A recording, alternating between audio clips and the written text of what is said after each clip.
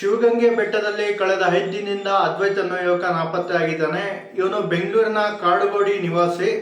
ಕಳೆದ ಶುಕ್ರವಾರ ಬೆಂಗಳೂರಿಂದ ಬುಲೆಟ್ನ ಕೂಡ ರೆಂಟಲ್ ತಗೊಂಡು ಇವನೊಬ್ಬನೇ ಪ್ರಯಾಣ ಮಾಡಿರ್ತಾನೆ. ಶಿವಗಂಗೆ ಬೆಟ್ಟಕ್ಕೆ ಹೋಗಿ ಅಲ್ಲಿ ಪಾರ್ಕ್ ಮಾಡಿರ್ತಾನೆ. ಬೆಳಿಗ್ಗೆ ಸುಮಾರು 7:30 ಈ ವ್ಯಕ್ತಿ ಏನು ಶಾಂತಲಾ ಡ್ರಾಪ್ ಇದೆಯೋ ಶಿವಗಂಗೆ ಬೆಟ್ಟದಲ್ಲಿ ಅಲ್ಲೊಂದಷ್ಟೊತ್ತು ಕೂತ್ಕೊಂಡಿರ್ತಾನೆ ಅಂತ ಅಲ್ಲಿ ಅಕ್ಕಪಕ್ಕ ಓಡಾಡಿದವ್ರು ನೋಡಿರ್ತಾರೆ. ಇವನು ಉದ್ದೇಶಪೂರ್ವಕವಾಗಿ ಸೂಸೈಡ್ ಮಾಡ್ಕೊಳ್ಳೋದಕ್ಕೆ ಹೋಗಿರ್ತಾನೆ ಅಂತ ಪೊಲೀಸರು ಅದನ್ನ ತನಿಖೆ ಮಾಡಿದಾಗ ಗೊತ್ತಾಗುತ್ತೆ.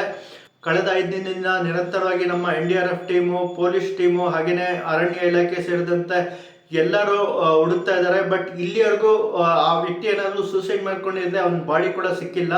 ಇನ್ನೊಂದು ವಿಷಯ ಏನಂದ್ರೆ, ಈ ವ್ಯಕ್ತಿಯ ಒಂದು ಮೊಬೈಲು ಮತ್ತೆ ಆತನ ಒಂದು ಬ್ಯಾಗು ಕುದೂರ್ ಕ್ರಾಸ್ ಹತ್ರ ಅಲ್ಲಿ ಲಾಸ್ಟ್ ಸಿಗ್ನಲ್ ತೋರಿಸಿರುವಂಥದ್ದು, ಲಾಸ್ಟ್ ನೆಟ್ವರ್ಕ್ ತೋರಿಸಿರುವಂಥದ್ದು.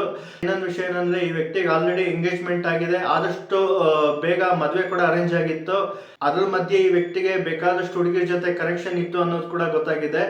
ಇವನೇನಾದ್ರೂ ನಿಜವಾಗ್ಲೂ ಸತ್ತೋಗಿದ್ದಾನ ಅಥವಾ ಈ ವ್ಯಕ್ತಿ ಎಲ್ಲರ ಕಣ್ತಪ್ಪಿಸ್ಬಿಟ್ಟು ಓಡೋಗಿದ್ದಾನ, ನಿಜವಾಗ್ಲೂ ಕೂಡ 6 ದಿವಸ ಆಗಿದ್ದು ಇನ್ನೂ ಯಾರಿಗೂ ಗೊತ್ತಾಗ್ತಿಲ್ಲ.